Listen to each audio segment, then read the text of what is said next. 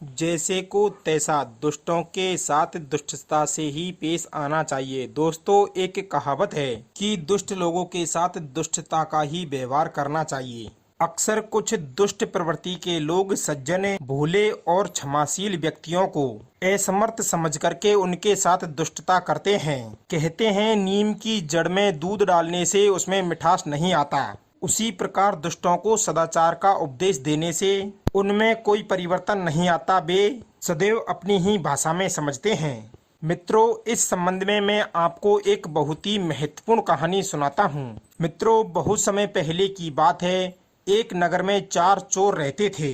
वे लोगों के घरों में डाका डाल करके सारा धन लूट कर ले आते थे और चुराए गए धन को एक बड़े से पतीले में रख देते थे और उसी में से धन निकाल करके वे चारों अपना खर्चा चलाते थे। लेकिन उनको इस बात का भय हमेशा बना रहता था कि कहीं कोई उनके पतीले को उठाकर ना ले जाए। अब तो काफी दिनों से चोरी करते करते उनका मन भी अब चोरी करने से ऊब चुका था। एक दिन उन्होंने आपस में बातचीत की और उनमें से एक बोला, भैया, हम काफी दिनों से लोगों का घर लूटते चले आए हैं, परंतु हम चोरी के धन से खास प्रगति नहीं कर पाए हैं। अपनी जान को जोखिम में डाल करके धन चुरा करके लाते हैं और अपने दूसरे हाथ से उसे खाने पीने में ही उड़ा देते हैं। हम ढाक के 3 पात बन करके ही रह गए हैं। बुरे मार्ग पर चल करके धन कमाते हैं और बुरे कामों में ही उड़ा देते हैं। बड़े बुजुर्ग लोग कहते हैं कि मुफ्त का धन सदैव तकलीफ देते हैं। कभी किसी चोर को आपने उन्नति करते हुए नहीं देखा होगा। उसके घर की हालत देखोगे तो आपको टूटी फूटी ही नजर आएगी। कहते हैं मुफ्त का धन मनुष्य के अंदर कई सारे अवगुण भर देता है।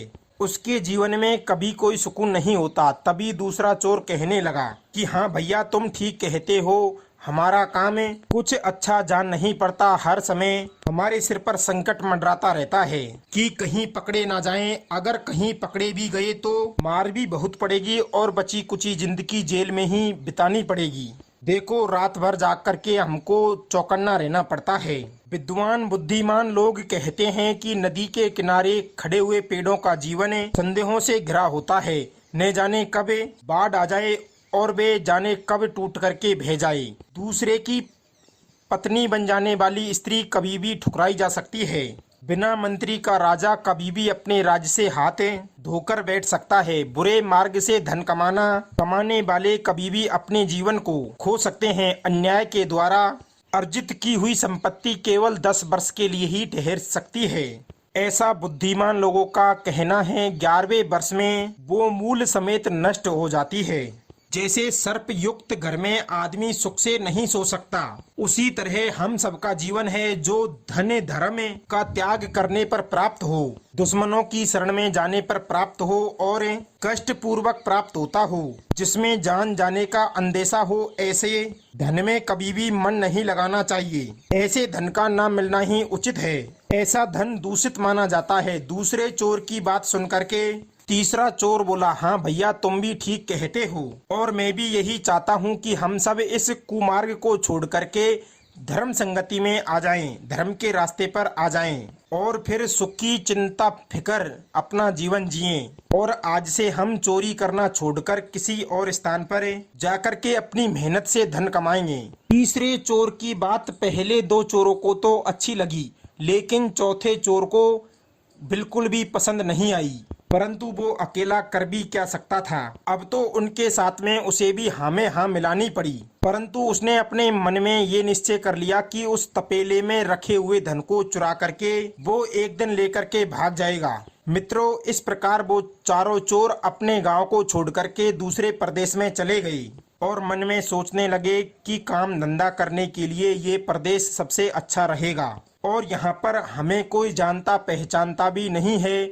दर्शक बंधुओं, वे चारों के चारों एक बुढ़िया के घर पर जाकर के ठहरे और उस बुढ़िया से बोले, हे माता, हम चारों के चारों परदेसी व्यापारी हैं। कुछ दिनों तक इस शहर में रह करके हम अपना व्यापार करना चाहते हैं। क्या कुछ दिनों के लिए तुम हमें अपने घर में किराए पर रहने के लिए स्थान दे दोगी? हम तुम्हें कमरों का किराया भी अच्छी रेट का दे देंगे। मित्रों, चोरों की बात सुनकर के बुढ़िया खूब खुश हुई और सोचने लगी कि इससे अच्छी बात और क्या होगी, हमें घर का किराया भी मिलता रहेगा। खुशी में बुढ़िया ने उनकी चारों की खूब खातिरदारी की और बोली, बेटा आपका जब तक मन करे जब तक यहाँ पर रुक सकते हो। चोरों ने देखा कि बुढ़िया बहुत ही भोली भाली और सीधे साधे स्वभाव की है। उन्होंने अपने धन का पतीला बूढ़ी माई को रखने के लिए दे दिया और बोले कि हे मैया, जब तक हम चारों के चारों एक साथ आकर के इस पतीले को देने की बात नहीं कहें, तब तक तुम इस पतीले को हमको मत देना। बुढ़िया ने कहा, ठीक है बेटा, जब तुम चारों के चारों एक साथ में आकर के इस पतीले को मांगोगे तभी मैं इसको तुम्हें ला करके दूंगी। अब तो बूढ़ी माई ने उस पतीले को अन्य बर्तनों के साथ मिला करके रख दिया। उसने उसे खोल करके नहीं देखा कि इसमें क्या है।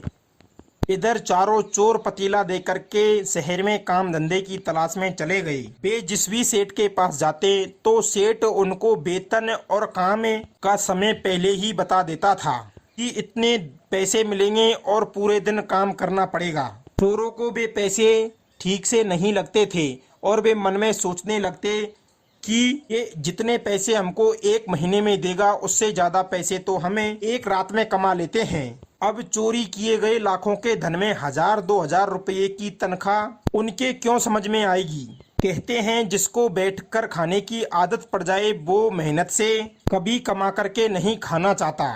चारों चोर पूरे दिन शहर में घूमते रहे परंतु उन्हें कोई काम समझ में नहीं आया। लाखों का चस्का जिसको लग जाए उसको 2-4 हजार अच्छे नहीं लगते।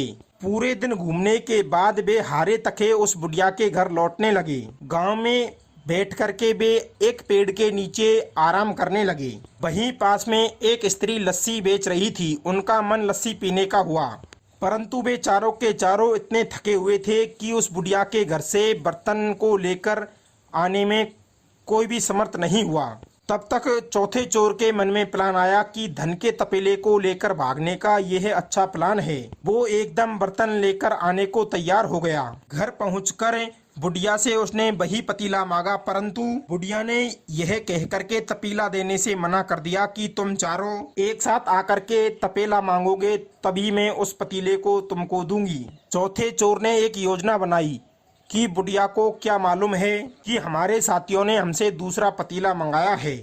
वो कहने लगा कि हे माई, मेरे 3 साथी एक पेड़ के नीचे बाहर रास्ते में लेटे हुए हैं। अगर तुम ना मानो तो उनसे चल करके पूछ लो। दर्शक बंधुओं, वो धूर्त चोर बुढ़िया को लेकर के उन तीनों के पास पहुंच गया। बुढ़िया ने पूछा, क्या बेटाओ तुमने अपना बर्तन मंगाया है? उन तीनों ने हमें जवाब दिया क्योंकि उन्होंने तो लस्सी के लिए दूसरा बर्तन मंगाया था। लेकिन बुढ़िया समझी कि ये वही बर्तन मंगा रहे हैं। अब तो बुढ़िया ने उस धन के पतीले को उस चौथे चोर को दे दिया। चोर उस पतीले को लेकर के वहां से 9-2-11 हो गया। इधर काफी देर हो गई। जब उनका साथी बर्तन लेकर नहीं लौटा तो वे तीनों स्वयं चलकर आए और बुढ़िया से पूछा कि तुमने हमारे साथी को बर्तन क्यों नहीं दिया? हम कब से उसका इंतजार कर रहे थे। बुढ़िया बोली कि बेटा, पतीला लेकर के तो वो कब का चला गया है, क्या अभी तक वो तुम्हारे पास नहीं पहुंचा? मित्रों, अब तो बुढ़िया भी हैरान हो गई और साथ में वे तीनों चोर भी बहुत ही ज्यादा परेशान थे। उन्होंने देखा कि उनका चौथे नंबर का साथी धन वाला पतीला लेकर के भाग गया है। अब तो उन तीनों को बड़ा ही गुस्सा आया और वे बुढ़िया को डांटने लगे कि हमने तुमसे कहा था कि जब हम चारों एक साथ पतीले को मांगे तब ही उस पतीले को देना। तुमने उसे पतीला क्यों दे दिया? हमें लगता है तुमने हमारे साथी के साथ में लग करके उस पतीले को गायब किया है। जरूर तुमने भी उसमें से धन लिया होगा। दर्शक बंधुओं, उन तीनों को अपने ऊपर आरोप लगाते हुए देख करके बुढ़िया बहुत ही दुखी हुई और वो अपने आंगन में बैठ करके रोने लगी।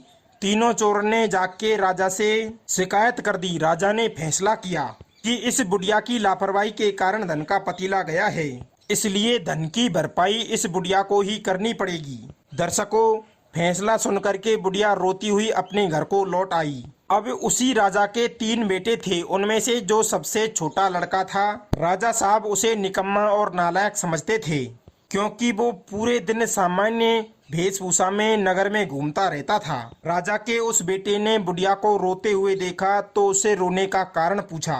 बुढ़िया ने पूरी बात ज्यों की त्यों सुना दी। छोटा राजकुमार बोला, माता तुम चिंता ना करो, तुम्हारे साथ न्याय होगा। कल दरबार में मैं इस बात की आवाज उठाऊंगा और राजा से कहूंगा कि इस बात के ऊपर पुनर्विचार करें और सही सही फैसला सुनाए।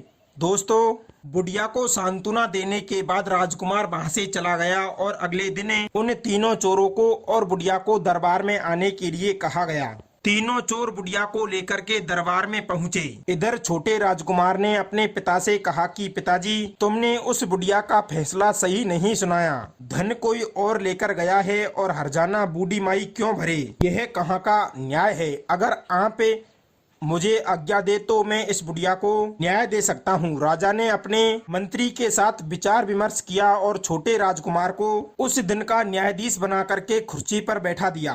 राजकुमार ने उन तीनों चोरों को बुला करके पहले उनकी बात सुनी। चोरों ने कहा कि श्रीमान महोदय, हमने इस बुढ़िया को एक धन से भरा हुआ पतीला दिया था और इससे कहा था कि जब हमें चारों एक साथ इसे आकर के मांगे तभी तुम हमें इस पतीले को लौटाना। लेकिन इसने हमारे चौथे साथी के साथ मिलकर वो धन का पतीला उसे ही दे दिया, इसलिए सारा दोष इस बुढ़िया का है और हम अपना धन इस बुढ़िया से ही लेंगे। राजकुमार ने कहा, बहुत अच्छा, बूढ़ी माई तुम्हारा धन लौटाने को तैयार है, परंतु शर्त यह है कि जब तुम चारों के चारों मिलकर के इस बूढ़ी माई से धन लौटाने की बात कहोगी तभी जाकर के वो तुम्हारा धन लौटाएगी।